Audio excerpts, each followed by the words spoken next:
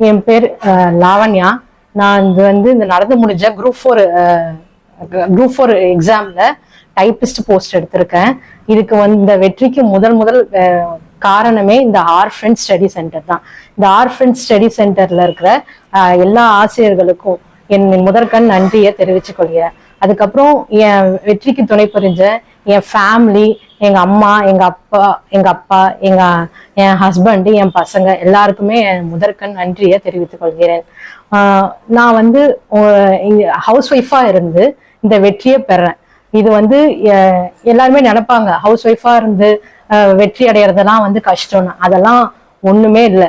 கண்டிப்பா உங்களுக்கு கான்ஃபிடன்ஸ் இருந்துச்சுன்னா இந்த வெற்றின்றது நம்மளுக்கு அடையக்கூடிய ஒன்றுதான் அப்படின்னு ஏன் சொல்றேன்னா, நான் வந்து ஃபர்ஸ்ட் இந்த 3 இயர்ஸா இந்த ஃபீல்ட்ல இருக்கேன்னா அதுக்கு காரணம் வந்து என்னோட கான்ஃபிடன்ஸும் முக்கியம். அதுக்கு இந்த முதல் காரணம் இந்த சென்டரும் தான். ஏன்னா நம்மளுக்கு இருக்கிற பிரச்சனைகள் வந்து அதிகமா இருக்கு. இப்போ ஹவுஸ் ஒய்ஃபா இருக்கோம்னா இப்போ வந்து நம்ம வேலை இருக்கும், அதே மாதிரி நம்ம ஃப்ரெண்ட்ஸ், நம்ம பசங்க இருப்பாங்க, பசங்களை வந்து நம்ம ஸ்கூலுக்கு அனுப்பணும், அப்புறம் வீட்டு வேலைகள் இருக்கும், அப்படின்லாம் நம்மளுக்கு தோணும். அதெல்லாம் நீங்க வந்து அதை பெருசாவே எடுத்துக்க கூடாது. நானுமே என்ன பண்ணுவேன்னா காலையிலே ஃபினிஷ் பண்ணிட்டு அதுக்கப்புறம் வந்து அந்த 9 to 5 வரைக்கும் உட்காந்து படிப்பேன்.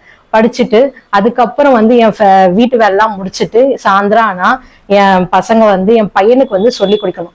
அதை வந்து நான் வந்து அந்த சொல்லி கொடுத்துட்டு 9 மணிக்கு மேல உட்காந்து கண்டிப்பா படிக்கேன். அது வந்து டெய்லியுமே வந்து இத ஒரு ரொட்டீனா வச்சிருக்கேன். அதை வந்து நீங்களும் ஃபாலோ பண்ணீங்கன்னா கண்டிப்பா ஒரு ஹவுஸ் ஒய்ஃபா இருக்கீங்கன்னா கண்டிப்பா இந்த வெற்றியை அடைய முடியும். இது வந்து இது எல்லா ஹவுஸ் ஒய்ஃபுக்கும் நான் சொல்ற ஒரு மிகப்பெரிய ஒரு நியூஸ்ன்னு கூட வச்சுங்க. அதுக்கப்புறம் வந்து இந்த ஆர்ஃபன் ஸ்டடி சென்டரை பத்தி சொல்லணும்னா இங்க இருக்க வந்து இந்த ஸ்டடி சென்டர்ல நீங்க வந்து தமிழ், இலக்கணம், ஜிகே, எல்லா மேக்ஸ் இதுல எல்லாத்தையும் நல்லா ஃபோக்கஸ் பண்ணுவாங்க. நம்ம ராஜன் சார் கிளாஸ்ல இருக்கணும்னா இலக்கணம்னு எடுத்துக்கிட்டீங்கன்னா இந்த இலக்கணம் வந்து வல்லினம், மிகவும், புணர்ச்சி விதி இது எல்லாமே வந்து டீட்டெயிலா எடுத்தாங்க. ஃபர்ஸ்ட்ல இருந்தே எங்களுக்கு எடுத்துட்டு வந்ததால இந்த எக்ஸாம் வந்து எங்களுக்கு வந்து அதை அப்ரோச் பண்ணும்போது இப்ப பிரித்து எழுதுக, சேர்த்து எழுதுக அதெல்லாம் அப்ரோச் பண்ணும்போது எங்களுக்கு கஷ்டமாவே தெரியல. இப்ப வந்து அது கலைச்சொல்வனா நீங்க படிக்காம இருந்திருக்கலாம். பட் ஆனா இதெல்லாம் வந்து எங்களுக்கு ஈஸியா அப்ரோச் பண்ண முடிஞ்சதா இருந்தது. ஏன்னா வந்து இது முன்னாடியே இங்க வந்து இந்த ஸ்டடி சென்டர்ல எங்களுக்கு சொல்லி கொடுத்துட்டாங்க. சொல்லி கொடுக்கும் போது அது எங்களுக்கு வந்து இந்த கொஸ்டின் பேப்பர் வந்து எங்களுக்கு ஒரு பிளஸ்ஸாவுமே இருந்துச்சு. அதே மாதிரி ஜிகேவை பொறுத்த வரைக்கும் இங்க வந்து எக்ஸ்ட்ரானரியா சொல்லி கொடுப்பாங்க. எப்படின்னா இப்ப வந்து கான்ஸ்டியூஷன் எடுத்துக்கிட்டீங்கன்னா கான்ஸ்டியூஷன் வந்து இப்ப அமெண்ட்மெண்ட் போடுறாங்க, இப்ப கொண்டு வராங்கன்னா அதை பத்தி ஒரு டீட்டெயிலா சார் சொல்லி அதை வச்சு நடத்துவாரு. நீங்க அதை பத்தி நிறைய நியூஸும் தெரிஞ்சுக்கலாம். அதே மாதிரி இப்ப கான்ஸ்டியூஷன் ரிலேட்டட்னா ஃபர்ஸ்ட் வந்து நீங்க கான்ஸ்டியூஷனா இருக்கட்டும், ஜிகேவா இருக்கட்டும், எதுவா இருந்தாலும் ஃபர்ஸ்ட் ஸ்கூல் புக்ஸை முடிச்சுட்டு அதுக்கப்புறம் நீங்க அவுட் சோர்ஸ் போங்க. ஃபர்ஸ்ட் ஸ்கூல் புக்ல தரவா இருக்கீங்களா, நீங்க எது கேட்டாலும் நீங்க சொல்லுவீங்களா, அதுக்கப்புறம் நீங்க வந்து வெளியில போங்க. இப்ப கான்ஸ்டியூஷன் எடுத்துக்கிட்டீங்கன்னா லக்ஷ்மிகாந்த் புக் சார் வந்து கொஸ்டின் இங்க இருக்கிற கொஸ்டின் பேப்பரை நீங்க பாத்தீங்கன்னா மல்டிபிள் சாய்ஸ் கொஸ்டினா தான் இருக்கும். நான் இது வரைக்கும் இந்த குரூப் 4ல எப்பயுமே நம்ம வந்து ஒன்லைன் கொஸ்டினா தான் நம்ம பார்த்திருக்கோம். ஆனா இந்த ஸ்டடி சென்டரை பொறுத்த வரைக்கும் நிறைய மல்டிபிள் சாய்ஸ் கொஸ்டின் கேட்பாங்க. அப்ப வந்து எங்களுக்கு வந்து அது பழகி போயிடுச்சு. இப்ப வந்து இந்த தடவை கேட்கும் போது கூட பாத்தீங்கன்னா இந்த சுபாஷ் சந்திர போஸ் ஒரிசாவில் பிறந்தார், ஆக்சுவலா அவர் ஒரிசால பிறந்தாரு, ஆனா இங்க வெஸ்ட் பெங்கால்ல கொடுத்திருப்பாங்க, அங்க தப்பா கொடுத்திருப்பாங்க. இப்ப வந்து இந்த சென்டர்ல அப்படிதான் சாரும் கொஸ்டின் எடுப்பாரு. அப்ப அந்த ஒரு வேர்டை மட்டும் மாத்தி எங்களுக்கு எடுத்து அது மாதிரி பழகிடுச்சு. அந்த அப்ரோச் பண்ணும் போது எங்களுக்கு ஈஸியா இருந்துச்சு. அது வந்து ஒரு பெரிய பிளஸ்ஸா இருந்துச்சு. அதே மாதிரி நேஷனல் மூவ்மெண்ட் பொறுத்த வரைக்கும் இங்க வந்து இப்போ ஒரு டெஸ்ட் வைக்கிறாங்கன்னா ஒரு 100 கொஸ்டின் வைக்கிறாங்கன்னா நேஷனல் மூவ்மெண்ட் வந்து நீங்க புக்ல இருந்து மட்டும் கேட்க மாட்டாங்க. அதை தவிர்த்து வெளியே போவாரு எங்க சார். இப்போ வந்து வெளியே போவாருன்னா அதுல இருக்கிற நம்மளுக்கு தெரியாத கொஸ்டின், அதே மாதிரி ஓல்டு கொஸ்டின் பேப்பர்ல இருந்து கொண்டு வந்து கொஸ்டின் நிறைய கொடுப்பாருங்க. அதுல வந்து நம்மளுக்கு தெரிஞ்சுக்கிற மாதிரியே இருக்கும், நீங்க கத்துக்கலாம். அதே மாதிரி டெஸ்ட் வந்து நிறைய போட்டு பார்க்கணும். டெஸ்ட் போட்டு பார்க்கணும் மட்டும் இல்லாம அந்த டெஸ்ட்ல நீங்க அந்த கொஸ்டின் பேப்பரை அன்னைக்கே போய் படிச்சுட்டு நீங்க என்ன தப்பு பண்ணீங்க, ஏன் அந்த கொஸ்டினை தப்பு பண்ணீங்க அப்படின்றத அப்ரோச் பண்ணுங்க. நம்ம ஏன் அந்த திருப்பி நம்ம அதை பண்ணக்கூடாதுன்னு மட்டும் அதை கண்டிப்பா தெளிவா இருங்க. நீங்க ஏன்னா இந்த இது அப்பயே முடிச்சாதான் நீங்க திருப்பி அந்த கொஸ்டின் அந்த கொஸ்டின் கண்டிப்பா உங்களுக்கு திருப்பியும் நீங்க தப்பே பண்ண மாட்டீங்க உங்க லைஃப்ல. அதே மாதிரி நியூஸ் பேப்பர் ரீட் பண்ண ரொம்ப கத்துங்க. இந்த இந்த இன்ஸ்டியூட்ல எப்படி நியூஸ் பேப்பர் படிக்கிறதுன்றத கண்டிப்பா சொல்லி கொடுத்தாங்க. அது எப்படி சொல்றேன்னா, இப்ப வந்து ஒரு நியூஸ் பேப்பர் எடுத்துட்டு வந்தீங்கன்னா, இப்ப அன்னைக்கு வந்து என்ன அமெண்ட்மெண்ட்டோ எதனா போட்டிருக்காங்கன்னா அது ரிலேட்டடா இருக்கும். அதே மாதிரி ஸ்கீம்ஸ் ரிலேட்டட் கொண்டு வராங்கன்னு வச்சுங்களேன், அதை பத்தி இருக்கும். இப்ப வந்து ஃபர்ஸ்ட் ஸ்டார்டிங் இது எப்ப ஆரம்பிச்சாங்க, எப்ப வந்துச்சு அப்படின்றதெல்லாம் இருக்கும். நீங்க அதெல்லாம் வந்து ஃபர்ஸ்ட் அதெல்லாம் உங்களுக்கு ரீகால் ஆயிட்டே இருக்கும். இப்ப வந்து இப்ப மகாத்மா காந்தி ஊரக வேலை திட்டம் இப்ப பேர் மாற்றம் பண்ணிட்டாங்க. இப்ப நீங்க அந்த இயர் 2005 வந்துச்சு, அதுக்கப்புறம் எப்ப ஆக்ட் ஆச்சு, அது மாதிரி ஒவ்வொன்றும் உங்களுக்கு வந்து திருப்பி திருப்பி பார்க்கும் போது அது மனசுல பதியும் போது நீங்க திருப்பி போய் புதுசா ஃப்ரெஷ்ஷா படிக்கணும்னே அவசியமே கிடையாது. அதே மாதிரி இப்ப நான்லாம் வந்து தினமணி தான் நியூஸ் பேப்பர் படிப்பேன். படிக்கும் போது இப்ப பாரதியார்னு இருக்கிறாங்கன்னா அந்த பாரதியாரை பத்தி நிறைய கொஸ்டின் கொடுப்பாங்க. இப்ப வந்து தலையங்கம் மாரி கொடுத்துருப்பாங்க. நீங்க அந்த தலையங்கத்தை படிச்சீங்கன்னா இப்ப வந்து பாரதியாருக்கு தெரியாத நம்ம கொஸ்டின் நிறைய இருக்கும். இப்ப அது தெரியாம யார் யார் ஃப்ரெண்ட்ஸ் அவங்க கூட இருந்தாங்க, அவரோட அந்த நூட்கள் அப்படின்னு படிக்கும் போது நீங்க எழுதி வச்சு படிக்கிறது ரொம்ப நல்லது. அதே மாதிரி உங்களுக்கு நோட்ஸ் எடுத்து வச்சு கண்டிப்பா படிங்க. ஏன்னா வந்து இப்ப வந்து வார வாரம் டெஸ்டிங் நடக்கும். கண்டிப்பா அந்த டெஸ்ட்டுக்கு படிச்சு முடிச்சுட்டு அப்படியே மறந்துடுவீங்க.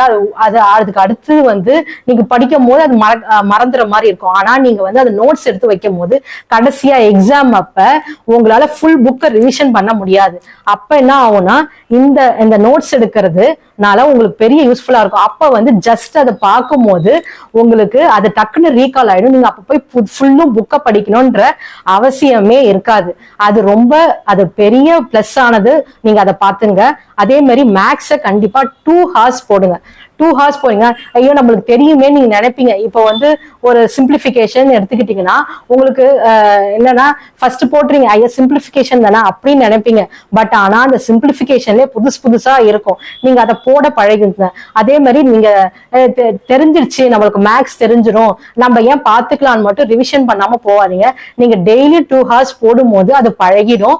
அதே மாதிரி எக்ஸாம் டைம்ல உங்க எக்ஸாம் ஹால்ல உட்கார்ந்து இருக்கும் போது அந்த டைம் கன்சப்ஷன் கம்மியாயிடும். அப்ப வந்து மேக்ஸுக்கான டைம் வந்து உங்களுக்கு கண்டிப்பா குறையும். ஏன்னா வந்து நம்ம இது பார்த்த கொஸ்டின் மாதிரியே இருக்கே, நம்ம டக்குன்னு நம்ம மீறி நம்ம கையை வந்து தானாவே போட ஆரம்பிச்சோம். அதால கண்டிப்பா மேக்ஸுக்குன்றது ரிவிஷன் மஸ்ட். அதே மாதிரி நான் வந்து இதுக்கு முன்னாடி வந்து குரூப் 2 மெயின்ஸ்லாம் நான் வந்து நான் எப்படின்னா 2 மெயின்ஸ்ல வந்து ஒரு 2 மார்க்ல நான் மிஸ் பண்ணிட்டேன். அது வந்து அதுதான் நான் அதே மாதிரி குரூப் 4 இருக்கும் போது நான் 1 மார்க் 2 மார்க்ல தான் எனக்கு மிஸ் ஆகி போயிட்டு இருந்துச்சு.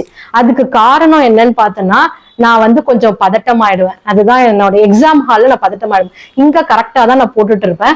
ஆனா அங்க போய் அந்த அப்ரோச் பண்ணும்போது பதட்டம் ஆயிடும். அதுவும் இந்த தடவை குரூப் 4ல தமிழ் வந்து கொஞ்சம் கஷ்டமா இருந்துச்சு. நம்ம வந்து புக்கை தான் படிச்சுட்டு போனோம். ஆனா அதையும் மீறி தான் கொஸ்டின் இருந்துச்சு.